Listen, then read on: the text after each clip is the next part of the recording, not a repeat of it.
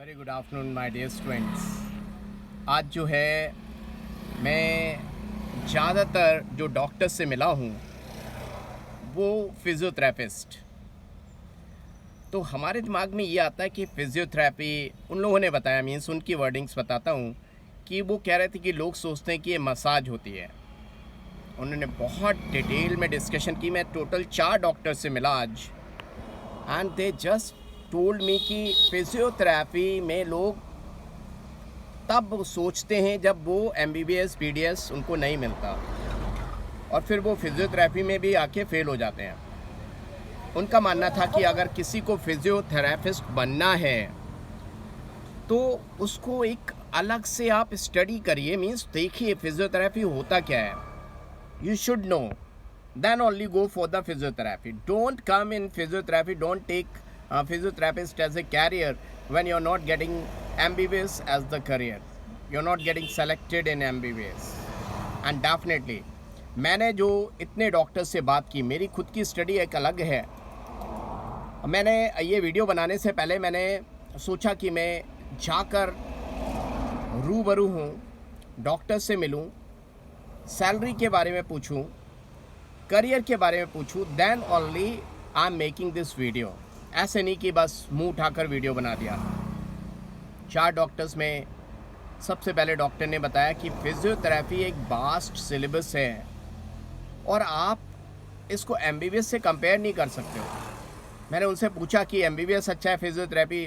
बहुत ही सुंदर जवाब दिया उन्होंने कि फिज़ियोथेरेपी अलग है, MBBS अलग है। सेकेंड वर्ल्ड वॉर जब हुआ, जहाँ पे सर्जरी काम नहीं आई, मेडिसिन काम नहीं आई, वहाँ पे फिज़ियोथेरेपी काम आई। उन्होंने कहा ऐसा नहीं कि जहाँ मीन्स MBBS मीन्स सर्जरी की ज़रूरत है वहाँ सर्जरी काम आएगी, जहाँ फिज़ियोथेरेपी की ज़रूरत है फिज़ियोथेरेपी आएगी।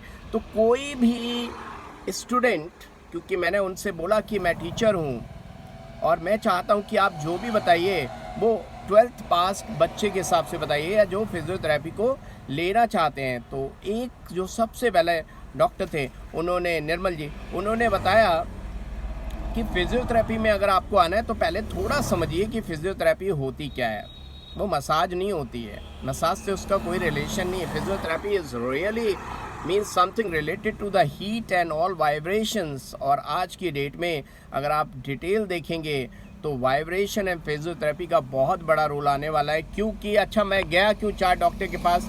मैं लंबी ड्राइव करके आया तो मेरी नेक में पेन था, and I went to the doctor. दो डॉक्टर ने ही बताया कि मैं उसी अपने फैमिली डॉक्टर के पास गया कि कोई मेडिसिन देंगे। उन्होंने बताया नहीं सर, फिज़ियोथेरेपी के पास जाइए, फिज़ियोथेरेपिस्ट के पास जाएंगे आप तो वो रिलीफ देगा, और वही सच्ची इस समय ज़रूरत है आपकी। सभी से वो 1000 रुपये चार्ज करते हैं, मुझसे 500 रुपये लिए। मैंने जब उनको बताया मैं प्रोफेसर हूँ और बच्चों को पढ़ाता हूँ, तो 500 रुपये लिए उन्होंने, 1000 रुपये लेते हैं। और मैंने उनसे पूछा कि सर आप लगभग कितनी विज़िट करते हैं? बोले मैक्सिमम तो छोड़िए, बट हाँ 4 विज़िट लगभग हो जाती हैं डेली की, कम से कम 4 विज़िट, और हर किसी से 4000 रुपये लेते हैं पर डे। तो 4000 मतलब 1000 लेते हैं तो 4 लोगों से 4000 हो गए। तो 4000 रुपये मतलब कुछ ऐसा भी है कि फिज़ियोथेरेपी में उन्होंने बोला टाइम ड्यूरेशन, मतलब ये मिनिमम 1000 रुपीज़ फ़ीस है। अगर कहीं पे ज़्यादा मतलब उनको टाइम देना पड़ता है, वो मैक्सिमम 4000 भी है। तो खैर मिनिमम वाला ले लेते हैं 1000 रुपये। तो 4 लोगों से 4000 तो हो गए पर डे। 10 दिन के कितने हो गए? 40,000। महीने के कितने हो गए? 4 3 जा 12, 1,20,000। तो ये तो मैं लखनऊ सिटी की बात बता रहा हूँ। अदरवाइज़ उन्होंने कहा कि सिटी टू सिटी वेरी करता है अमाउंट, जहाँ पे जैसी महंगाई है वहाँ पे उतना चार्ज लगता है। तो मैंने उनसे पूछा कि सर इसके लिए क्या मतलब क्या क्या ऑप्शंस हैं? उन्होंने कहा देखिए आप, मैंने जैसे उनसे पूछा कि भाई विदेश में बहुत सारे ऑप्शंस हैं। भाई विदेश में इसलिए ऑप्शंस हैं कि लोगों को जानकारी है कि फिज़ियोथेरेपी जब यूज़ करनी तो फिज़ियोथेरेपिस्ट को ही बुलाना है।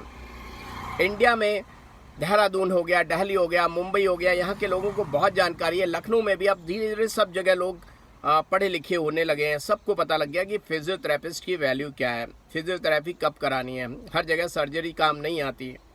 तो दे टोल्ड मी कि यस। बाकी डॉक्टर्स से भी बात हुई, मुझे सबके नाम नहीं पता हैं क्योंकि सब एक ही जगह बुला लिए थे हमने और अपॉइंटमेंट ले रखा था डॉक्टर साहब से। उन्होंने कहा देखिए बहुत सारे लोग कहते हैं फिजियोथेरेपी मतलब ऐसे ही है वैसे ही है, बट उन्होंने कहा आप डेप्थ में जाइए सर। तो काफ़ी नाराज़ भी थे लोग, फिजियोथेरेपी को बस यूं ही ले लेते हैं।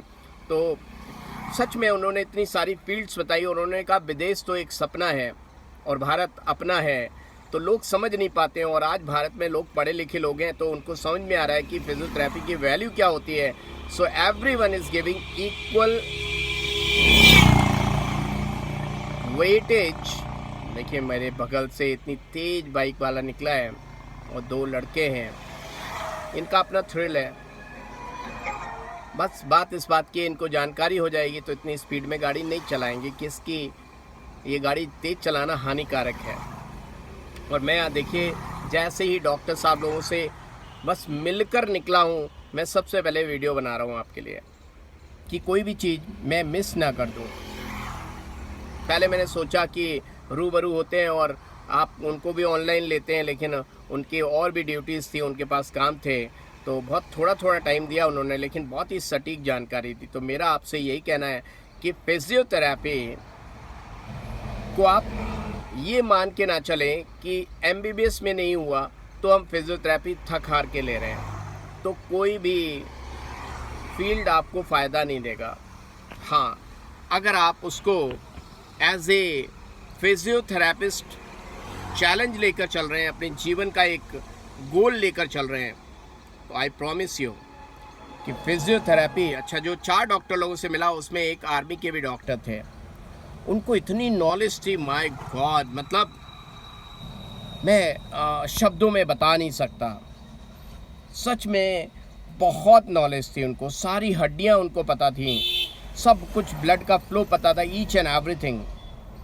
उन्होंने मुझसे कहा कि सर ये एक अलग फील्ड है और आने वाला जो वक्त है, जो लोग मोबाइल पे बैठे रहते हैं, कंप्यूटर, सभी की कुछ ना कुछ दिक्कतें हैं सर, और ये आने वाला वक्त फिजियोथेरेपिस्ट को इतना ज़्यादा पसंद कर रहा है क्योंकि आप देखिए जहाँ भी देखेंगे फिजियोथेरेपिस्ट को। अच्छा, एक और चीज़ है, फिजियोथेरेपी के साथ साथ अगर आप फिजियोथेरेपी देखिए, इसके लिए कोई बहुत ज़्यादा बड़ा एग्ज़ाम क्वालिफाई नहीं करना है, लेकिन हाँ जब लोग ज़्यादा ऑप्ट करेंगे तो फिर एग्जामिनेशन भी बहुत बड़े बड़े क्वालिफाई करने पड़ेंगे क्योंकि हर कोई भेड़ चाल चलता है।